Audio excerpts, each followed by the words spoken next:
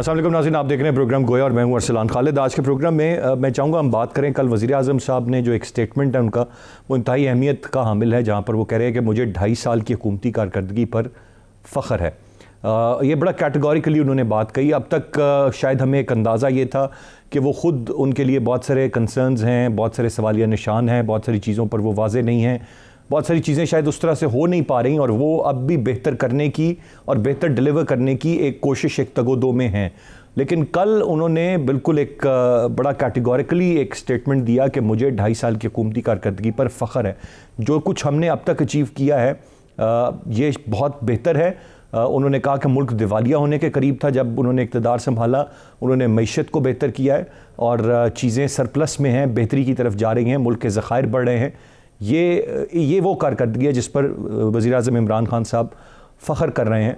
मैं चाहूँगा आज के प्रोग्राम में हम ज़रा इसी को डायसेक्ट करते हुए इस स्टेटमेंट को देखें, 2.5 साल की कारकर्दगी को देखें, और आया बहुत सारे जो इस वक्त स्टेटमेंट्स आ रहे हैं अपोजिशन के कि इस पर फ़ख्र होना चाहिए, शर्मिंदगी होनी चाहिए, ये फ़ख्र किस हद तक दुरुस्त है, और अगर ये एक पैमाना है फ़ख्र का जो ये कारकर्दगी रही है 2.5 साल की, तो फिर आइंदा की 2.5 साल की कारकर्दगी कितनी बेहतर हो सकती है और उस पर कितना फ़ख्र हो सकता है, और मजमूई तौर पर 5 साल बाद वज़ीर आज़म साहब क्या फरमा रहे होंगे। इस वक्त महंगाई एक रिकॉर्ड सतह पर है, आम आदमी की हालत ज़ार इस वक्त खासी मुश्किल है। कोविड-19 से पूरी दुनिया नबर्द आज़मा है और अब उसकी तीसरी लहर पाकिस्तान में भी अपना ज़ोर दिखा रही है। लॉकडाउन, फ़ौज तलब करना, यहाँ तक मामलात पहुँच रहे हैं। ये किस कॉन्टेक्स्ट में वज़ीर आज़म साहब का स्टेटमेंट, और उसमें आम आदमी की जो हालत है उसको कैसे देखा गया, उसका कंपैरिजन वो 2017-18 से लेकर आज 2021 में किस तरह से कर रहे हैं कि उस वक्त क्या मामलात थे, आज क्या मामलात हैं, मलबा क्या वो माजी की हुकूमत पर ही डाल रहे हैं। ये तमाम तर चीज़ें हैं जो देखने की हैं। इसके साथ साथ एक और इम्पॉर्टेंट स्टेटमेंट है जो कि बहुत सारे सवाल पैदा करता है, और वो क्लैरिटी जो अपोजिशन के दिमाग में है उस पर सवाल खड़ा करता है। वो मरीम नवाज़ साहिबा फरमाती हैं कि हुकूमत को हम घर भेजना चाहे तो ये 2 मिनट का काम है, लेकिन हम इन्हें सियासी शहीद नहीं होने देना चाहते। हम नहीं चाहते कि ये कल को कोई ये कहें कि जी हमें वक्त नहीं दिया गया, लिहाजा हम इनको चाहते हैं कि अपनी मुद्दत पूरी करें। अगर ये चाहते हैं कि मुद्दत पूरी करें तो फिर असम्बलियों से इस्तीफ़े, फिर पीपल्स पार्टी से लड़ाई, फिर पार्लियामान छोड़ना, ये तमाम तर बातें क्या थीं, ये ख़ुद ही एक बड़ा सवाल पैदा कर रही हैं कि अपोजिशन को ख़ुद कितनी क्लैरिटी है या आज उनका स्टांस तब्दील हो गया। मैं चाहूँगा इस पर भी हम बात करें। गेस्ट पार्टिसिपेंट्स का तारुफ कराता चलूँ। प्रोग्राम में हमें ज्वाइन किया जनरल रिटायर्ड अमजद शुएब साहब ने, सीनियर तज्जियाकार हैं, बहुत शुक्रिया सर आपके वक्त का। ताहिर मलिक साहब हमें प्रोग्राम में ज्वाइन कर रहे हैं, सीनियर सहाफ़ी और तज्जियाकार हैं। जनरल साहब, गुफ्तगू का आगाज़ आपसे करते हुए कैसे देखते हैं आप, किस कॉन्टेक्स्ट में देखते हैं आप इस स्टेटमेंट को जहाँ पर इमरान खान साहब ये फरमाते हैं कि कौमें बमबारी या जंगों से नहीं, करप्शन से तबाह होती हैं, मुझे 2.5 साल की हुकूमती कारकर्दगी पर फ़ख्र है। बिस्मिल्लाहिर्रहमानिर्रहीम।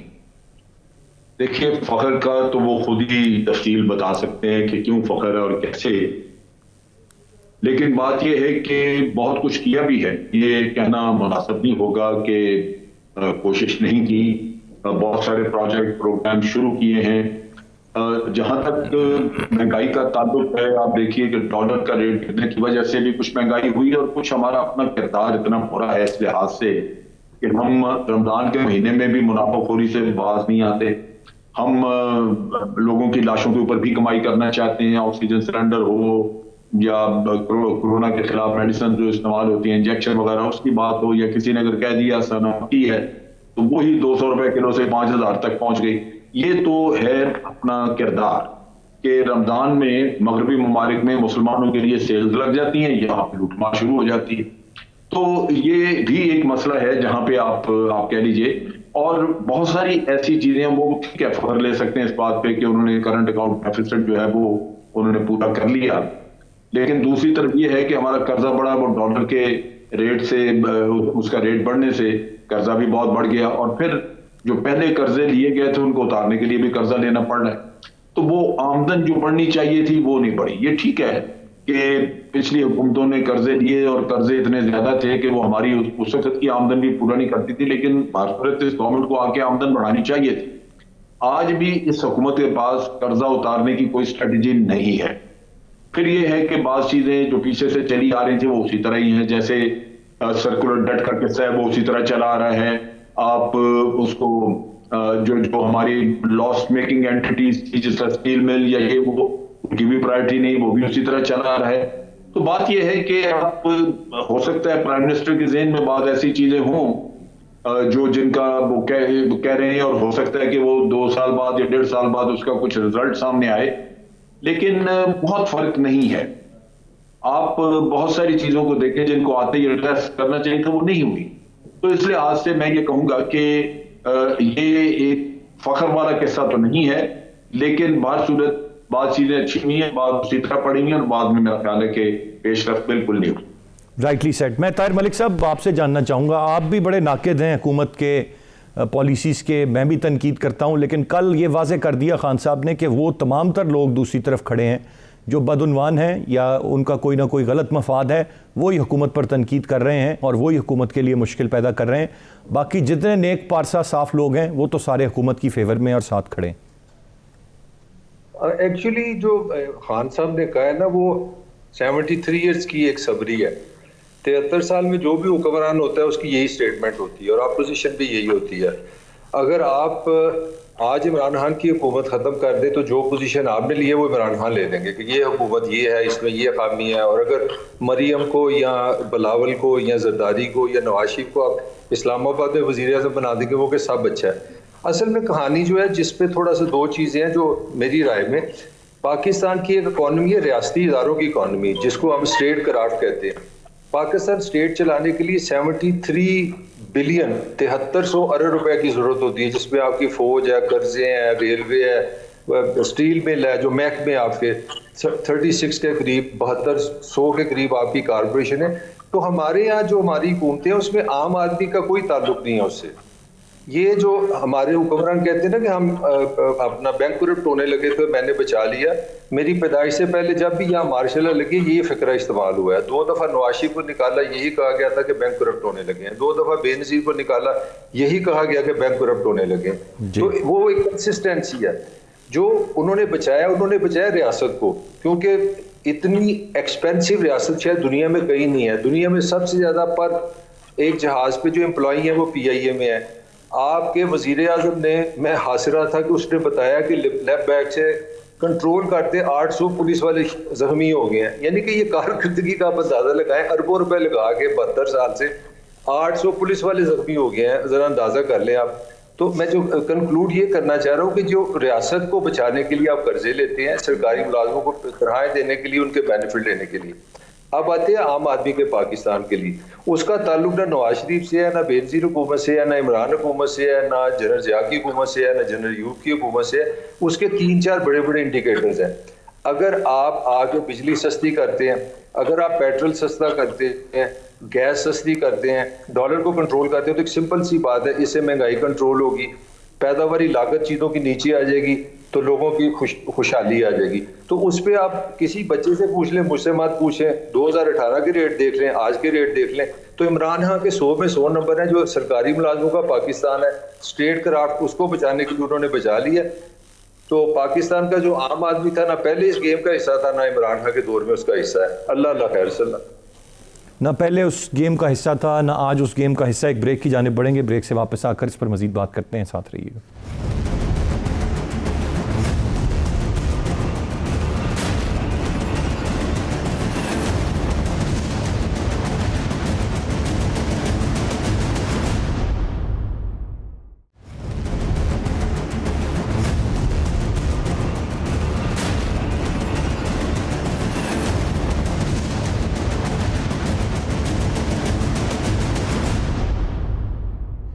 जी वेलकम बैक। मैं जल साहब आपसे जानना चाहूँगा, इस वक्त आम आदमी की बात है और आम आदमी इस वक्त यकीनन पिस चुका है।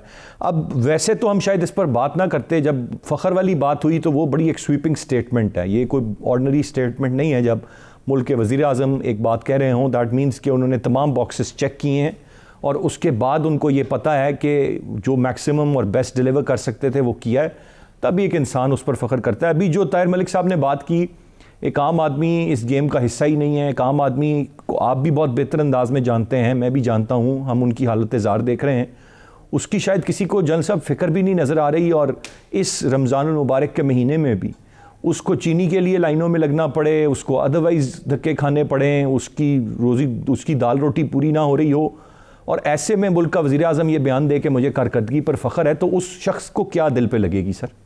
देखिए, आम आदमी को आपकी टेक्निकलिटीज या इकोनॉमी की जो टर्म्स हैं या उसकी जो इंट्रिकेसीज हैं उससे उसका वास्ता नहीं होता।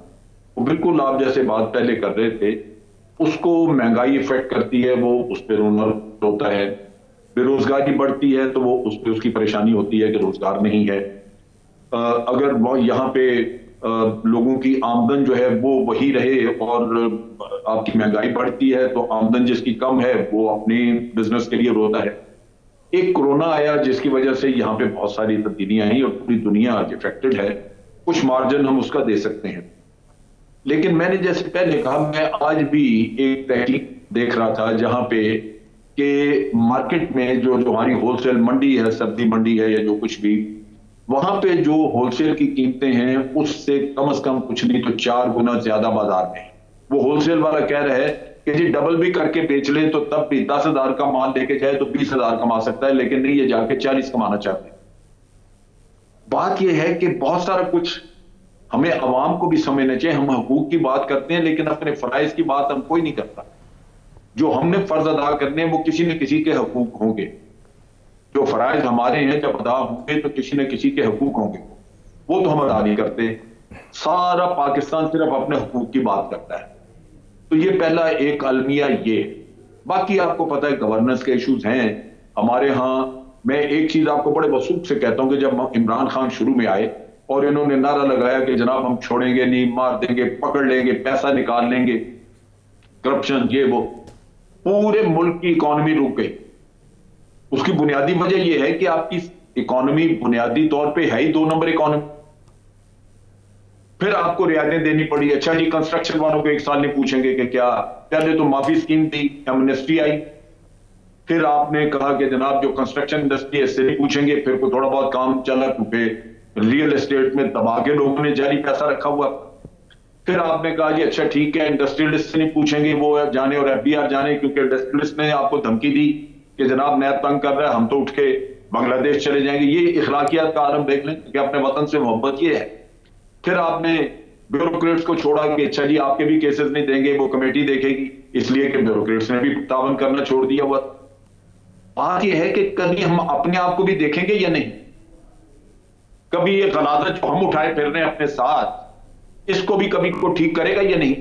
एज ए नेशन, कौम की हैसियत से आप कहां हैं इखलाकियात पे? हज सबसे ज्यादा लोग हमारे जाते हैं, लेकिन सबसे ज्यादा डंडी मारने में भी हमारे लोग। आप अगर इन चीजों को एड्रेस नहीं करेंगे तो हुकूमतें आपका कुछ भला नहीं कर सकती। एज ए नेशन हम डूबेंगे। एज ए नेशन हम डूबेंगे। ताहिर मलिक साहब, मैं ज़रा थोड़ा सा अपोजिशन पर बात करना चाहूँगा। मरियम साहिबा का स्टेटमेंट आपने भी देखा होगा, वो हुकूमत को घर भेजना चाहें मसला नहीं है, पंजाब में तब्दीली मिनट का काम है, लेकिन हम सियासी शहीद नहीं बनने देना चाहते। तो ये तो वो नफ़ी हो गई अपने ही बयानिए की जो लेकर चल रहे थे, जिस पर पीपल्स पार्टी से भी लड़ाई की। डायरेक्शन लेस, हमें हुकूमत तो डायरेक्शन लेस शायद हम कहते ही हैं, हमें अपोजिशन भी कोई डायरेक्शन लेस इस वक्त नज़र आ रही है। तो ये नहीं है कि अपोजिशन ही भरपूर हो रही हो या किसी मकसद से हो रही हो, ऐसे ही चले जा रहा है निज़ाम। हाँ बिल्कुल ठीक है। मैं समझता हूँ ये पाकिस्तान का जो निज़ाम है वो सारा कंफ्यूज्ड है, कंफ्यूजन का निज़ाम है। जनरल साहब फरमा रहे थे, इखलाकी बात कर रहे थे, तो मैं हंस रहा था कि अगर मैंने ही अपने आप को ठीक करना है, अगर मैंने ही अपना किरदार सही करना है, तो मेरा 7300 रुपया मेरे से मत लो ना। ये पुलिस, ये एजुकेशन, ये जो सारा इतना बड़ा स्टेट करार रखा है, ये इसलिए रखा है कि ये मनसूबाबंदी करे, एक ऐसा कल्चर बनाए जिसमें मैं एक बेहतर इंसान बन सकूँ। ये डील हमने रियासत से कर ली हुई है 7000 साल के बाद। मेरा काम नहीं है कि मैं अपना किरदार बनाऊं, अपने आप को मॉरली ठीक करूं, ये रियासत का काम है। ये अभी मैं उनसे मुकालमा नहीं कर रहा या बहस नहीं कर रहा, अपना नुक्ता नजर दे रहा हूँ। हाँ, जहाँ तक मरीम साहिबा का ताल्लुक है तो मरीम ने मेरे ख्याल बड़ा ऑनेस्टी की है, क्योंकि उनको ये समझ आ गई है कि जिनका मुल्क है उन्होंने कह दिया कि 5 साल में कोई इसमें तब्दीली नहीं होनी, तो वक्त ज़ाया करने की जरूरत कोई नहीं है। मेरा ख्याल है, मुझे वो परवीन शाकिर की एक नज़म है उनकी बड़ी बड़ी मज़ेदार, टेलीफोन, कि मुझे हर वक्त एक टेलीफोन का इंतजार रहता है, रात को भी सुबह भी। तो हमारा जो अपोजिशन है इनका ना तो पीपल बेस्ड है, ना ऑर्गेनाइज्ड है, ना लोगों के साथ इन टच हैं। ये टिकर और मीडिया के लोग हैं, ये मीडिया मैनेज करते हैं और समझते हैं हम पावर में आएंगे। और पावर में आने का इनका तरीका ये है कि ये मीडिया मैनेज करते रहे, क्राइसिस मैनेज करते रहे, हम जैसे जर्नलिस्टों को बड़ा इनकलाबी बना दे और किसी तरह इनको वो टेलीफोन आ जाए कि भी इलेक्शन होने लगे, अब आपकी बारी है। तो मरियम ने मेरा बड़ी रियलिस्टिकली स्टेटमेंट दी है। जो लीडर कि इसकी यही समझना है कि इस महीने उसने बोलना है, कि इस महीने चुप रहना, उसने क्या लोगों को लीड करना है। तो मेरा ख्याल है कि I am thankful to Mariyam, कम से कम उसने एक कन्फ्यूजन खत्म किया कि हमारा अवाम से कोई ताल्लुक नहीं, 5 साल आराम से हम कुछ नहीं कर सके, हमने 100 साल की। और मेरा ख्याल है कि अच्छी ज्यादा उनमें मॉरल करेज होती तो ये कहने में कोई हर्ज नहीं था कि वी आर सॉरी, हमने आपका टाइम ज़ाया किया, हम पीपल बेस्ड नहीं थे, हमारे साथ अवाम नहीं थी, हमारी तहरीक नाकाम रही है, हमने ये सीख लिया है कि हम हुकूमत नहीं हटा सकते, लिहाजा हम 5 साल इंतजार करेंगे। तो ये शायद इससे बेहतर अंदाज था। राइटली सेड जी। एक ब्रेक की जाने बढ़ूंगा, ब्रेक से वापस आकर मैं चाहूँगा ज़रा मैं कमेंट ले लूँ एक मामले पर। जनरल साहब तो ज़ाहिर अपना नुक्ता रखते ही हैं, ताहिर मलिक साहब से भी। ये जो फ़ौज बुलाने का मामला है कोविड SOPs पर अमल दरामद कराने के लिए, इस पर मुख्तलिफ राय आ रही है और सोशल मीडिया पर भी चल रही है, अदरवाइज़ भी हर कोई ओपिनियन अपना रखता है। ये किस हद तक एक दुरुस्त फ़ैसला होगा या किस हद तक एक गलत फ़ैसला होगा, मैं चाहूँगा इस पर हम ज़रा कमेंट ले लें। ब्रेक के बाद साथ रहिएगा।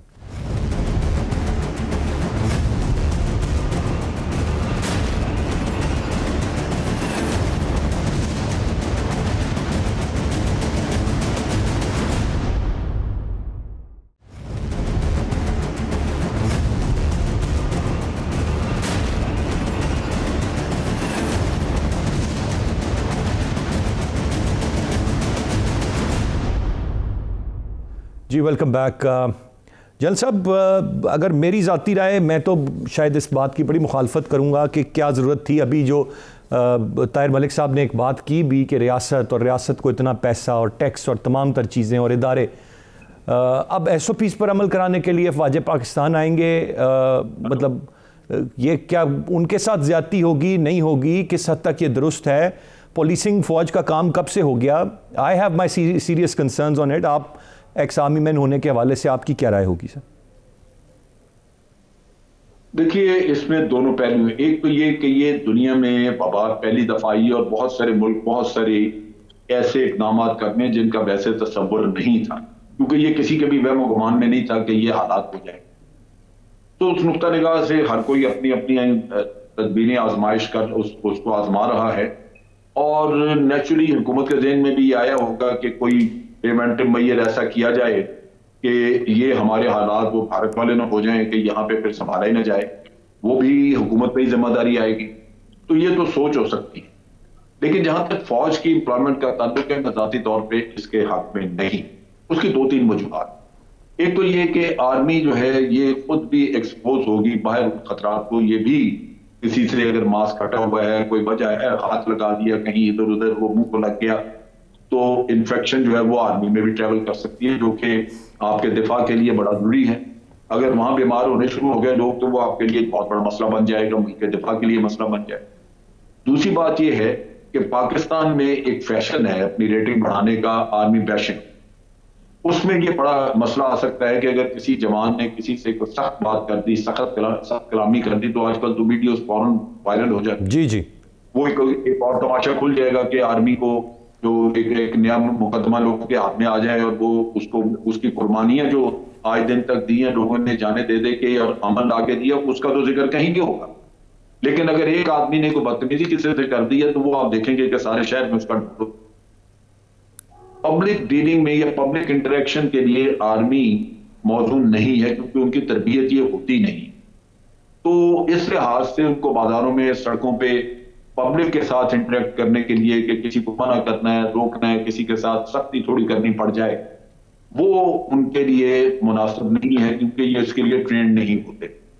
तो ये प्रॉब्लम मैं आर्मी के नुक्ता निगाह से कह रहा हूं कि ये हो सकती है। हुकूमत की सोच कुछ मुख्तलिफ होगी, लेकिन मैं अगर आर्मी के नुक्ता निगाह से सोचूं तो मेरे लिए सर ये तो मेरे ख्याल से जनरल साहब, हुकूमत की सोच क्या, हर कोई ये बात सोच सकता है, समझ सकता है। मेरा यही कंसर्न था कि जो उनका काम नहीं है, अब जिस तरह आपने कहा सख्ती से ज़रा बात कर लेंगे, मोबाइल हाथ में है, वीडियोस वायरल होंगी, एक तूफान बदतमीजी होगा। मैं ज़रा उनका जी मलिक साहब की राय सर मैं जनरल साहब ले लूँ। मलिक साहब, आप कैसे देखते हैं सिचुएशन को सर? देखिए मतलब फौज मुझे बड़ी चीज है, हर एक को चीज है। फौज पे तो मेरे ख्याल में क्या हमने बहस करनी है, मेरे बेटे हैं, मेरे भाई हैं, मेरा खून है और हमें बड़ी उनसे मोहब्बत है।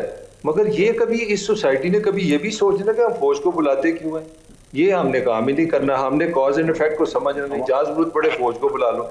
और भाई मैं एज ए रिपोर्टर सरगोदे गया, आज से कोई बड़ी पहले की बात है, सैलाब आ गया तो कमिश्नर साहब ने बताया कि यहाँ पे फौज आ रही है। तो मैंने वैसे उनसे पूछा, मैं कि आपके पूरे सरगोदा के इलाका में आपके पास क्या इंतजाम हैं अगर फौज ना आए तो? उसने बताया हमारे पास सिर्फ एक कश्ती है, सिर्फ जिला इंतजामिया के पास एक कश्ती है।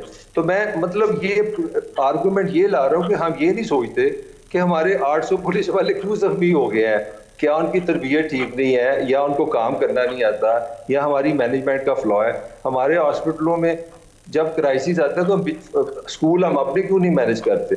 तो मेरा ख्याल है अगर आप फौज की स्ट्रेंथ देखना चाह रहे हैं तो मुझे फौज में सबसे खूबसूरत बात ये लगती है कि फौज की जो काम करने वालों जो जनरल साहब से आप पूछ भी सकते हैं कि उनका ख्याल रखा जाता है, उनकी ट्रेनिंग की जाती है, उनको अगर घर की जरूरत हो तो घर दिया जाता है, बिजली की जरूरत हो तो बिजली दी जाती है, वो खून भी देते हैं, जान भी देते हैं। तो उसके लिए हमने उस पर कोई इन्वेस्टमेंट की हुई है। बाकी हमारी इन्वेस्टमेंट ही कोई नहीं है, ह्यूमन डेवलपमेंट हमारा इशू नहीं है, महकमों की कारकर्दगी हमारा इशू नहीं है। एक दिन हमारा डिप्टी कमिश्नर होता है, दूसरे दिन उसका कोई वाकफ अच्छा निकल आता है, पता लगता है वो स्वीडन में तजारती अताशी बन के चला गया है, वो न्यूयॉर्क चला गया क्योंकि उसकी बीवी ने बच्चे पैदा करने हैं, अब वो प्रेस अताशी लग गया। कोई सिस्टम नहीं है। तो अल्टीमेटली हम वो कंडीशन पैदा करते हैं कि फौज के पे प्रेशर आता है। तो हमें सोचना ये पड़ेगा, नथिंग अगेंस्ट आर्मी, कि आर्मी को आर्मी का काम करने दे। हमारे फ्लॉज क्या है? हमारा फ्लॉ सबसे बड़ा है कि हमने बाकी महकमे डेवलप ही नहीं किए, उनकी ट्रेनिंग ही नहीं की, उनको उनकी रिक्वायरमेंट पूरी नहीं की। लिहाजा जब गैप आता है तो फिर स्टेट पे प्रेशर आता है, तो गैप के लिए हम फौज को इस्तेमाल करते हैं और ये ऐसे ही रहेगा जब तक आप बाकी इदारों की कैपेसिटी बिल्डिंग नहीं करेंगे। तो वो एक सवाल रहेगा। बहुत शुक्रिया अदा करना चाहूँगा मैं दोनों रिस्पेक्टेबल गेस्ट का, जनरल रिटायर्ड अमजद शुएब साहब, ताहिर मलिक साहब। नाज़रीन, गुफ्तगू आपने सुनी आज के प्रोग्राम से इतनी। अरसलान खालिद को इजाज़त दीजिए, अल्लाह ने के पान।